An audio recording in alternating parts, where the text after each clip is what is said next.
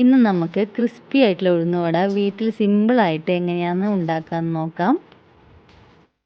ഇതിനായി ഞാൻ 2 കപ്പ് ഉഴുന്ന് 4 മണിക്കൂർ കുതിർത്തതിന് ശേഷം വെള്ളം ചേർക്കാതെ അരച്ചെടുത്തതാണ്. ഇതിലേക്ക് ആവശ്യത്തിന് ഉപ്പ്, ചെറിയ ഉള്ളി അരിഞ്ഞു വെച്ചത്, 2 പച്ചമുളക് അരിഞ്ഞത്, കുരുമുളക് ചതച്ചത് എല്ലാം കൂടി ചേർത്ത് 5 മിനിറ്റ് നേരം നന്നായി മിക്സ് ചെയ്യുക.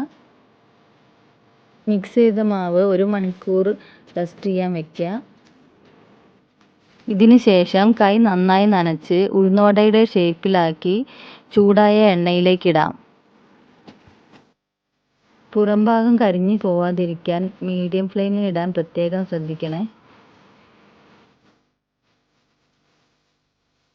ഉഴുന്നുവട ഏകദേശം ഒരു ലൈറ്റ് ഗോൾഡൻ കളർ ആവുമ്പോൾ നമുക്ക് വറുത്ത് കോരാം. നല്ല സോഫ്റ്റ് ആൻഡ് ക്രിസ്പി ഉഴുന്നുവട ഇവിടെ റെഡി ആയിട്ടുണ്ട്. എല്ലാവരും ഒന്ന് ട്രൈ ചെയ്ത് അഭിപ്രായം പറയണേ.